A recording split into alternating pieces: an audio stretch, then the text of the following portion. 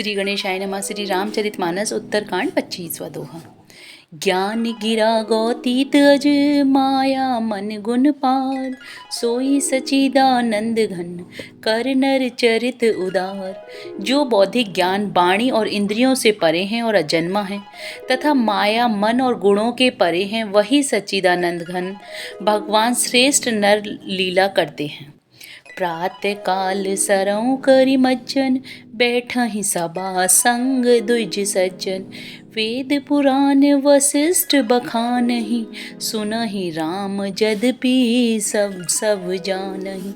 प्रातःकाल सरयू में स्नान करके ब्राह्मणों और सज्जनों के साथ सभा में बैठते हैं। वशिष्ठ जी वेद और पुराणों की कथाएं वर्णन करते हैं और श्री राम जी सुनते हैं, यद्यपि वे सब जानते हैं।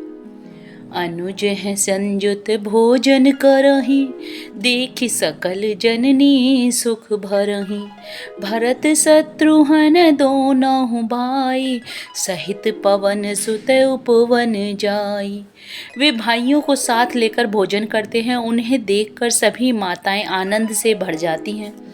भरत जी और शत्रुघ्न जी दोनों भाई हनुमान जी सहित उपवनों में जाकर बूझहि बैठी राम गुण गाहा, कह हनुमान सुमति अवगाहा। सुनत विमल गुण अति सुख पावहि, बहुरी बहुरी करि विनय कहावहि। वहाँ बैठकर श्री राम जी के गुणों की कथाएं पूछते हैं और हनुमान जी अपनी सुंदर बुद्धि से उन गुणों में गोता लगाकर उनका वर्णन करते हैं। श्री रामचंद्र जी के निर्मल गुणों को सुनकर दोनों भाई अत्यंत सुख पाते हैं और विनय करके बार बार कहलवाते हैं। सबके गृह गृह हो ही पुराना, रामचरित पावन विधि नाना। नर अरु नारी राम गुण गानहि, करहि दिवस निशि जात न जानहि। सबके यहाँ घर घरों में पुराणों और अनेक प्रकार के पवित्र रामचरितों की कथाएं होती हैं। पुरुष और स्त्री सभी श्री रामचंद्र जी का गुणगान करते हैं और इस आनंद में दिन रात का बीतना भी नहीं जान पाते। 26वां दोहा। अवधपुरी बासिन कर, सुख संपदा समार। सहस शेष नहीं कहि सकहि, जय नृप राम विराज। जहाँ भगवान श्री रामचंद्र जी स्वयं राजा होकर विराजमान हैं, उस अवधपुरी के निवासियों के सुख संपत्ति के समुदाय का वर्णन हजारों शेष जी भी नहीं कर सकते। नारदादि सनकादि मुनीसा, दर्शन लागी कौशलाधीसा। दिन प्रति सकल अयोध्या आवहि, देखि नगर विराग विसारवहि। नारद आदि और सनक आदि मुनीश्वर सब कौशलराज श्री रामचंद्र जी के दर्शन के लिए प्रतिदिन अयोध्या आते हैं और उस नगर को देखकर वैराग्य भुला देते हैं। जाते रूप मणि रचित अटारी, नाना रंग रुचिर गजधारी। पुर चहुपास कोट अति सुंदर, रचे कंगूरा रंग रंग भर। स्वर्ण और रत्नों से बनी हुई अटारियां हैं, उनमें अनेक रंगों की सुंदर ढली हुई फरसें हैं। नगर के चारों ओर अत्यंत सुंदर परकोटा बना है, जिस पर सुंदर रंग बिरंगे कंगूरे बने। नवग्रह निकर अनेक बनाई, जनु घेरी अमरावती आई। मही बहु रंग रचित गज काचा, जो विलोकी मुनिवर मन नाचा। मानो नवग्रहों ने बड़ी भारी सेना बनाकर अमरावती को आकर घेर लिया हो। पृथ्वी पर अनेकों रंगों के कांचों की गज बनाई गई हो, जिसे देखकर श्रेष्ठ मुनियों के भी मन नाच उठते हैं। धवल धाम ऊपर नव चुंबत, कलश मनहु रवि शशि दुति निंदत। बहुमनि रचित झरोखा भ्राजहि, गृह गृह प्रति मनि दीप विराजहि।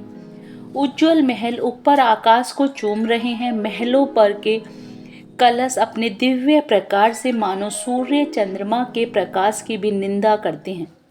बहुत सी मणियों से रचे हुए झरोखे सुशोभित हैं और घर घर में मणियों के दीपक शोभा पा रहे हैं। मणिदीप राजहि भवन भ्राजहि देरी विद्रुम रचि मणिखंब भीति विरंचि विरचि कनक मणि मरकत खचि सुंदर मनोहर मंदिरायत अजिर रुचिर फटिक रचि प्रीति द्वार द्वार कपाट पुरट बनाई बहु ब्रजहि खचे। घरों में मणियों के दीपक शोभा दे रहे हैं, मूंगों की बनी हुई देहलियां चमक रही हैं, मणियों के खंबे हैं, मरकत मणियों से जड़ी हुई सोने की दीवारें ऐसी सुंदर होती हैं मानो ब्रह्मा ने खास तौर से बनाई हों। महल सुंदर मनोहर और विशाल हैं, उनमें सुंदर स्फटिक के आंगन बने हैं। प्रत्येक द्वार पर बहुत से खरादे हुए हीरों से जड़े हुए सोने के किवाड़ हैं। 27वां दोहा। चारुत चित्रशाला गृह गृह प्रतिलिखे बनाई रामचरित जे निरख मुनि ते मन लेहि चुराई। घर घर में सुंदर चित्रशालाएं हैं जिनमें श्री राम जी के चरित्र बड़ी सुंदरता के साथ संवार कर अंकित किए हुए हैं, जिन्हें मुनि देखते हैं तो वे उनके भी चित्त को चुरा लेते हैं। सुमन बाटिका सब ही लगाई विविध भांति करि जतन बनाई लता ललित बहु जाति सुहाई फूलहि सदा बसंत की नाई। सभी लोगों ने भिन्न भिन्न प्रकार के पुष्पों की वाटिकाएं यत्न करके लगा रखी हैं, जिनमें बहुत जातियों की सुंदर और ललित लताएं सदा बसंत की तरह फूलती रहती हैं। गुंजत मधुकर मुखर मनोहर मारुत तिरविधि सदा बह सुंदर नाना खग बालक ही जियाए बोलत मधुर उड़ात सुहाए। भौरे मनोहर स्वर से गुंजार करते हैं, सदा तीनों प्रकार की सुंदर वायु बहती रहती है। बालकों ने बहुत से पक्षी पाल रखे हैं जो मधुर बोली बोलते हैं और उड़ने में सुंदर लगते हैं। मोर हंस सारस पारावत भवन ही पर शोभाति पावत जह तह देख निज परिछाई बहुविधि कुंज ही नृत्य कराही। मोर हंस सारस और कबूतर घरों के ऊपर बड़ी ही शोभा पाते हैं।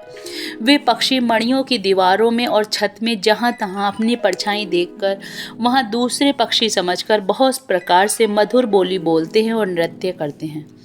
सुख सारिका पढ़ावहि बालक कहऊँ राम रघुपति जन पालक राज दुआर सकल विधि चारु बीथी चौहट रुचिर बजारू।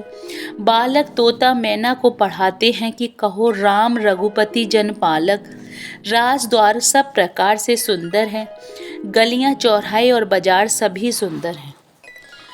बाजार रुचिर न बनहि वर्णत वस्तु विनुगत पाई जह भूप रमा निवास तह की संपदा की मिगाई।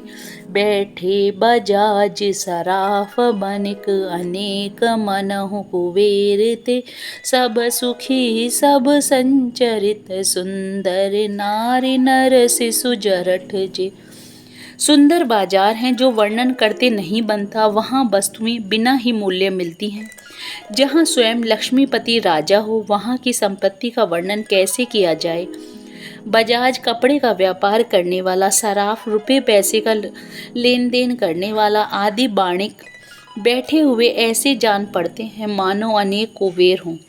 स्त्री पुरुष बच्चे और बूढ़े जो भी हैं सभी सुखी सदाचारी और सुंदर हैं। 28वां दोहा।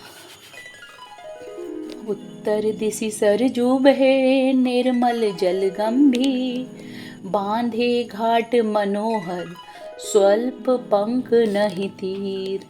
नगर के उत्तर दिशा में सरयू बह रही है जिनका जल निर्मल और गहरा है। मनोहर घाट बंधे हुए हैं, किनारे पर जरा भी कीचड़ नहीं है। दूरी फराक रुचिर सो घाटा जह जल पियहि बाजी गज ढाटा पनिघट परम मनोहर नाना तान पुरुष करहि स्नाना। अलग कुछ दूरी पर वह सुंदर घाट है जहाँ घोड़ों और हाथियों के ठट जल पिया करते हैं। पानी भरने के लिए वहाँ बहुत से घाट हैं जो बड़े ही मनोहर हैं, वहाँ पुरुष स्नान नहीं करते। राजघाट सब विधि सुंदर वर मज्जहि तहाँ वरन चारहु नर। तीर तीर देवन के मंदिर चहु दिस तिन के उपवन सुंदर। राजघाट सब प्रकार से सुंदर और श्रेष्ठ है जहाँ चारों वर्णों के पुरुष स्नान करते हैं। सरयू के किनारे किनारे देवताओं के मंदिर हैं जिनके चारों ओर सुंदर उपवन है। कहु कहु सरिता तीर उदासी बसहि ज्ञान रत मुनि सन्यासी। तीर तीर तुलसी का सुहाई वृंद वृंद बहु मुनहि लगाई। नदी के किनारे कहीं कहीं विरक्त और ज्ञान परायण मुनि और सन्यासी निवास करते हैं।